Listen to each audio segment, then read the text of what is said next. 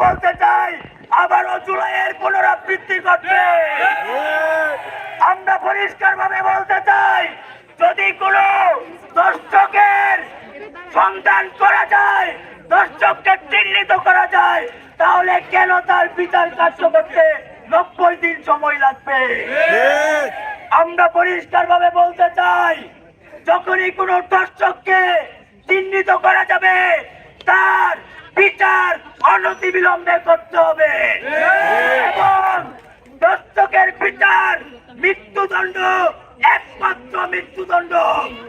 যদি interim government 24 ঘন্টার মধ্যে সুরা না দেয়, তাহলে আমরা আবারও আমাদের যে অবস্থান আছে সেই অবস্থান চাই রাখবো ইনশাল্লাহ। আমরা পরিষ্কার ভাবে বলতে চাই, দাবি বাংলাদেশের প্রত্যেকটা শিক্ষা প্রতিষ্ঠান জুলাইয়ে যেভাবে নেমে এসেছিল সেইভাবে নেমে আসবে আমাদের বোনদের নিরাপত্তা নিশ্চিত করতে। ইনকিলাব জিন্দাবাদ। আমাদের বোনেরা ভালো থাকুক, বাংলাদেশ ভালো থাকুক।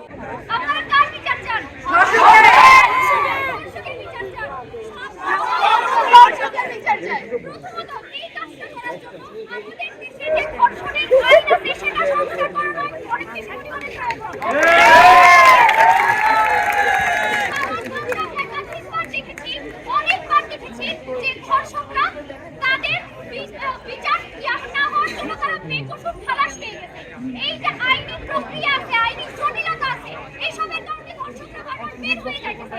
আমরা এই আইনটা সংস্কার চাই। ধর্ষকের সর্বোচ্চ শাস্তি আমরা মৃত্যুদণ্ড চাই।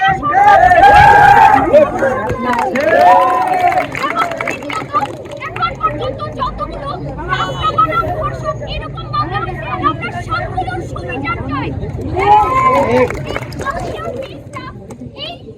গভর্নমেন্টের কাছে আমাদের কোনো একটা লিটমাসের মতো, তারা যদি এটার বিচার আমাদেরকে দেখাইতে পারে, তাহলে আমরা এই দেশের সকল নারী নিশ্চিত হবে যে আমরা এই দেশের নিরাপদ। তাহলে সমাজে পদত্যাগ করতে হবে এবং স্বরাষ্ট্র উপদেষ্টাকে সমাজে পদত্যাগ করতে হবে। আশা করতেছি আমরা সবাই এই জিনিসটাতে একতাবদ্ধ থাকবো এবং আমরা সবাই ধর্ষকের ফাঁসি দেওয়ার জন্য এখানে আসছি এবং আমরা সবাই ধর্ষক আইনের সংস্কারও চাই। ধন্যবাদ সবাই।